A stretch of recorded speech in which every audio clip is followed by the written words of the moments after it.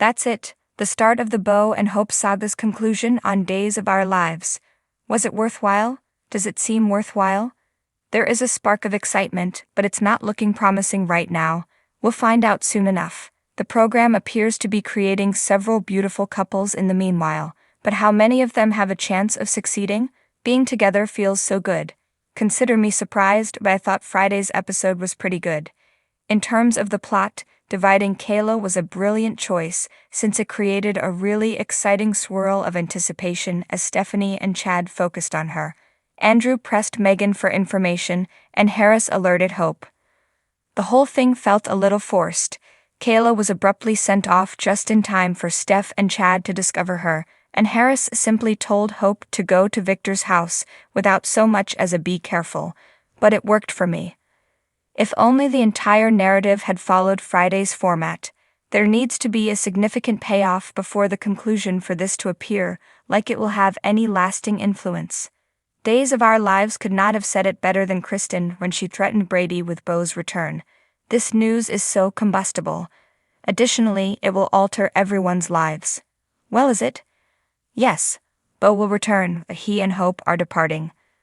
The only crimes Megan will have committed, assuming Kate is still alive, she suddenly vanished, and no one has mentioned how they know she's dead or anything about a body, which is insanely bizarre, will be kidnapping and brainwashing. Yes, there are numerous murder attempts, but once again, our big bad doesn't actually cause that much harm. After Orpheus poisoned Kate, Kayla, and Marlena, she healed them and brought Bo back to life. Diabolical. Harris, meanwhile, will be staying around for a while and doing who knows what. What was the purpose of it all? Unusual bedfellows. Look, I understand that Sanders sent Chloe to a drug lord where she might suffer a terrible fate, but Days of Our Lives has changed the character of Sander from villain to charming rogue, asking the audience to overlook the fact that despite the fact that we never actually saw him kill anyone, he spent most of his life as a criminal and a murderer. And for the most part, people have accepted that. So I don't think it's unreasonable to ask us to embrace Chloe's friendship with him. After doing a number of terrible, traumatic things to Nicole, Xander already started dating her. Even if Chloe and Xander do immediately stray towards romance, I enjoy the aura they give off when they're together. With Xander, Chloe is more interesting than she has been in a long time. And I enjoy their banter, like when Chloe informed Xander that if he pulls the dart out, his lung won't deflate, to which he responded, "What do you know? Did they cover that in opera school, you ask?" Oh, and I adored his scream when she threw a dart at him. This strange combo is worthwhile to me just for that reason. Don't tell, show. Lai and Gabby have arrived, so, until they cease to be, he needed to let her go. And it was an opportunity for progress or failure. Even though Gaby's request for his Demira shares as she left made me wince, Lay's smile said a lot. Even when used against him, Gaby's power-hungry side still appears to attach itself to him, despite his denial. Despite the fact that Gaby and Stefan seem ecstatic to be together, I don't believe their relationship is gone.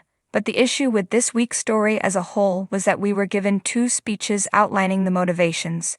Don't get me wrong, they made sense, but if we require an explanation given in detail, I think something is wrong. Pick Trask. Her willingness to assist Stefan surprised us all, despite her long-forgotten obsession with him. But as Stefan pointed out to Gabby, EJ was also motivated by retaliation, as well as by her affection with him and her expectation of receiving anything in return. Everything made some sense, but if the show had to explain her motivations, it would have missed an opportunity to make this feel more natural, rather than leave us scratching our heads about where it came from. Likewise with Lai. It was acceptable for him to explain to Gabby how he had grown up being conditioned to be cruel, powerful, and to view love as an aggressive takeover. However, rather than an explanation, it would have been more impactful if we had witnessed that more in the way he interacted with his father. Thanks for watching this video. Please subscribe to our channel, Daily Bulletin News, and stay with us.